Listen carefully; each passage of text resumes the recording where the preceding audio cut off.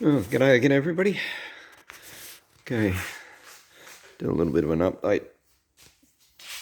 I have had the engine out and gave it a bit of a clean, not as much as I would have liked because my pressure cleaner failed, but yeah, it's clean enough. And I sandblasted what I could and scrubbed, and the insides of the fan cover, I basically just cleaned them, sprayed them with a rust sealer. Have got paint on them. You can't really access it. I've run a new fuel line to where the metal one comes out of the floor pan. I'm going to do away with the filter that's here.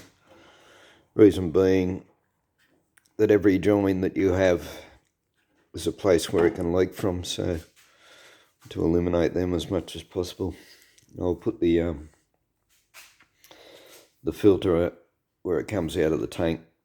And I've also ordered an electronic fuel tap, or known as a fuel stop. This is one issue with Volkswagens catching on fire, and I've seen this personally with a combi that was a light on the side of the road, and I pulled up and I emptied my entire fire extinguisher into the engine bay, and we almost got it out when the fire extinguisher ran out, and then it reignited because the fuel kept running. It just kept gravity feeding out of the tank and supplying it, and there's no way of shutting it off. So, as I said, I'm putting an electronic fuel stop in here. So as soon as you turn the ignition off, the fuel's stopped. And I'm also going to run a separate switch too for as a security device. So if it's being placed somewhere suspect or parked somewhere suspect, I can switch it off manually. The other thing I've done, I've blanked off the heater fan units. Reason being, for one, it's very hard to put the heater channels back on the exhaust. And I'll show you. It's more sandblasted.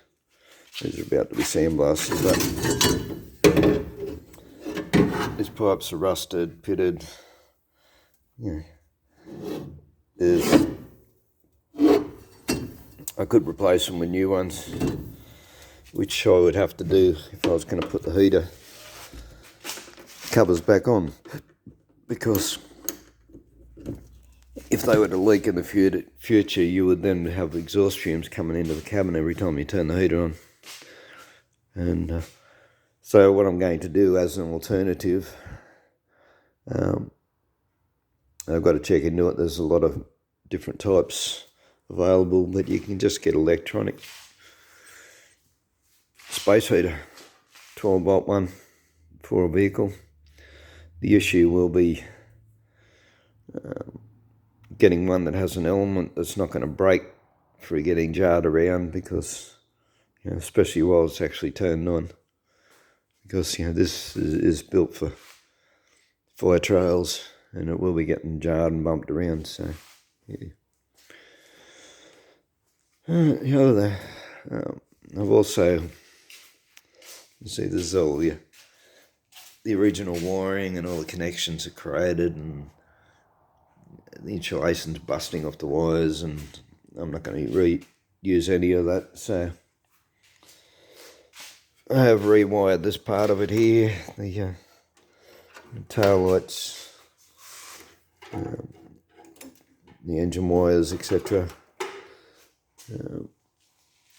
And fixed all that in behind the engine. So I haven't wired any of the rest of it yet, but I've got that in place. Okay.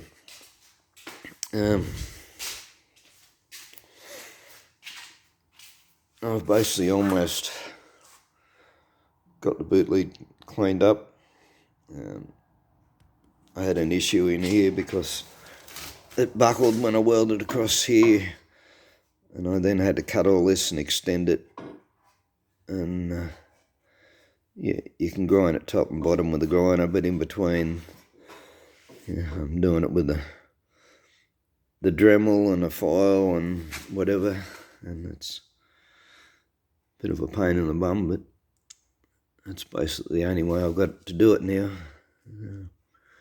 Yeah, scrub the paint and rust off the boot. If anybody hasn't used one of these yet, I suggest you try it. This is like a very hard scouring pad. Goes on your angle grinder, just goes on. This is the fastest way I've come across to get rid of paint and rust. Don't last that long, but yeah, for what you pay for them, I think that was only $15 or something. But yeah, it does the job better than anything else, far less effort. Okay, this is the under half of my cage.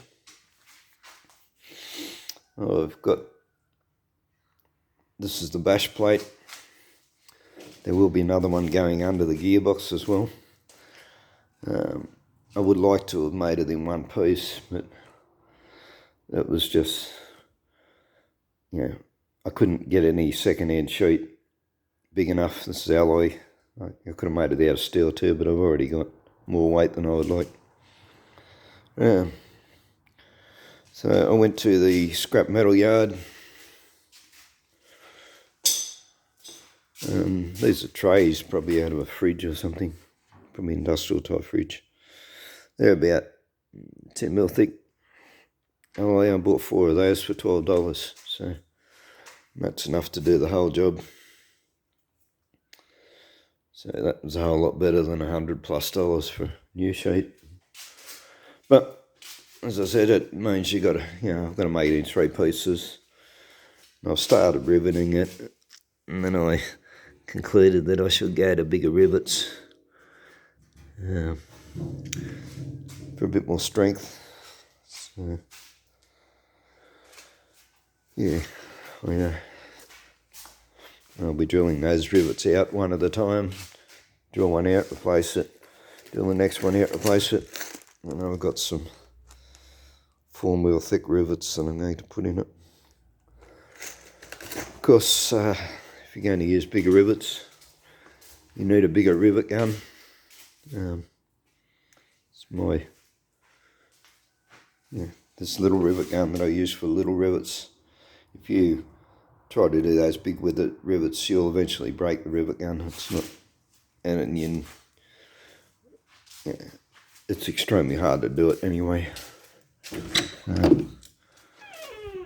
I'll be doing it with this rivet gun, long handle one. It's a bit expensive. That one cost me, I think, about $60. But yeah, I've done a lot of riveting with that. I haven't managed to damage it yet, so it was worth its money. In case you're wondering what that is beside it, that's a clutch holding tool for a motorbike. I replaced the clutch in, I forget what bike it was now. Anyway, one of my bikes, and yeah, of course I had a couple of the engines. I had spare plates, so I just put a handle onto one of the spare plates. That holds the clutch while you do it up. Yeah, this is my back shed. And, that's the original motor out of the bug. Just needs rebuilding. I was actually going to rebuild it and give it back to my uncle who gave me the bug in the first place, but that's now become impossible with border closures and restrictions, so unless something changes, which I doubt, it's not going to happen. Yeah, and it's the usual mess you're likely to find in the back room of a shed. That was actually on the bench and it fell off, it spilled out. That was probably a year ago, and yeah, I really should get around to cleaning it up.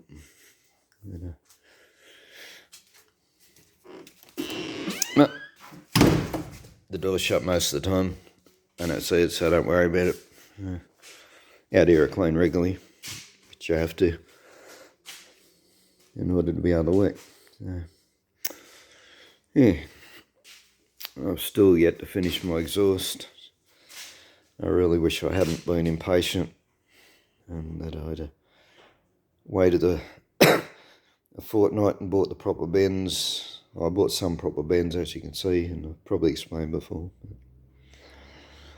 I wish I'd have bought the other bends instead of making my own and having to clean them up. So, yeah. Anyway, that's where we're up to. So,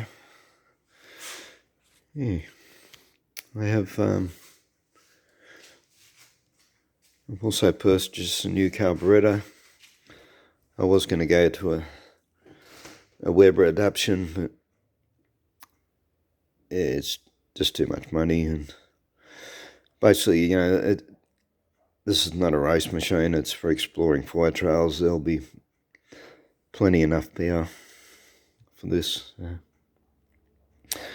Yeah, this carburetor actually has a hole in it, which has been plugged up by some sort of epoxy, and it's leaking, and the choke doesn't work.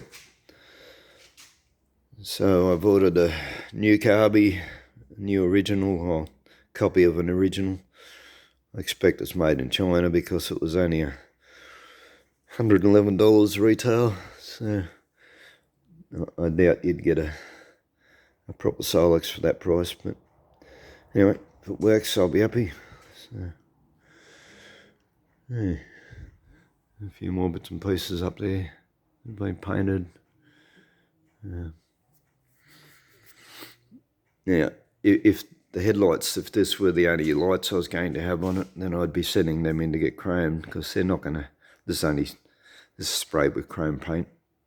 They're not going to reflect as well as they should, but yeah, I'll be putting driver lights on it, 2 high beams and 2 low beams anyway, so yeah, they're basically only for show now.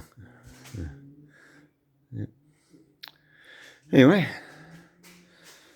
there we go. That is where we're up to. Okay, thanks for watching. Bye.